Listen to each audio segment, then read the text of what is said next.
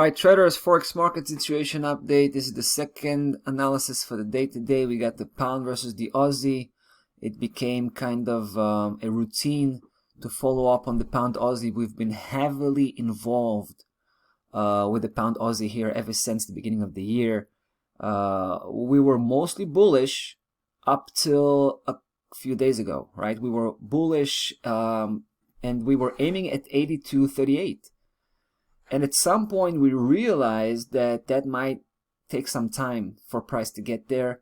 Price is stalling, and by stalling I mean it's consolidating. It's trading sideways as a form of a break, right? As a form of a rest, basically trading sideways until it's ready to, you know, to embark on that path towards 82.38 and possibly above, possibly beyond that point.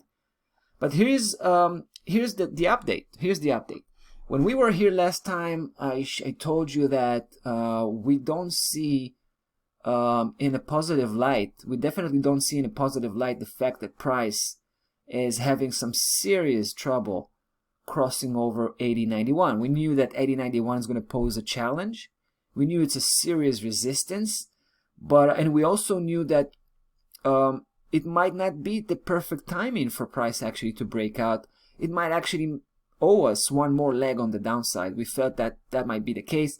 So when price hit that level and spiked that level and showed, it was clear evidence that it's struggling, right? Struggling to break through, we decided to do something quite, well, it's not that rare, but it's not very often that we decide that we're not only going to get out from our bullish position, but we're also going to flip over.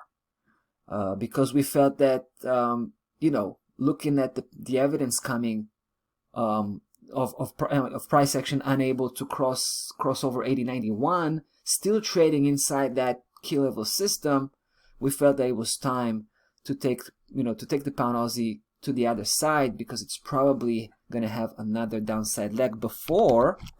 I'm saying before because look, the long-term perspective remains the same. We're bullish. Long-term perspective, we're bullish. We think price is going to get to 82.38 and beyond, right? But it's not always about the long-term perspective. Sometimes it's the short-term perspective. It's the short-term cycle that's actually setting the tone. And right now there was it made no sense for us to try to absorb that downside move, right? Because it's quite a big move we're talking about, right? It's not a 50 pip, it's not a 100 pip. This was something like, you know, 250 pip of potential move, and we decided that it's definitely worthwhile to get out, flip over, and catch that move. So that's what we did, right? So we pulled the trigger here. That was I think that was 2 days ago. I believe that was 2 days ago, maybe 3 days ago. And then we sat still. We wanted to see what's going to happen, because we also knew that, you know, there's no guarantees, right? Price might come back up again for another attempt and possibly be successful. So we kept the position small, because we knew that in order for us to get confident about this bearish campaign, we need price to do two things. First, it needs to break below the 200-day moving average. Second, it really has to break below 79.77, because that's the real obstacle here. And yesterday, I'm very happy to say this, you know, yesterday we got it, right? Price crossed below 79.77, managed to close the day. Take a look at the close, 79.74. That's 3 pip in. And yeah, that's very good news for us, because now we can start dropping bombs, right? This is the bulk of the move. If you want to be if I want to be honest here, this is the real move here, from 79.77 to 78.50. Please disregard the black level at 78.60. It's 78.50. It's the blue one right there. Not that there's a big difference between these two, right?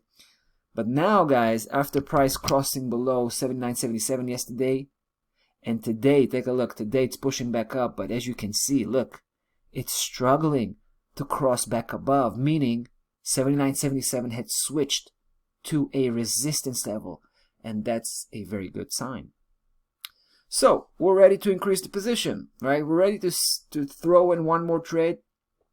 We'll come back on Monday. If price will continue to drift downwards, that's going to be great, and then we're going to just keep, you know, dropping these bombs all the way to 78.50. Hopefully we can build a big size position before we tag that target. All right, stop loss level was adjusted according to the movement we had here yesterday. Right now it's 81.30, and that's it. That's about that. We'll take it, you know, we'll leave it here. We'll come back to this one next week to see how things have unfolded, and we'll definitely keep you posted.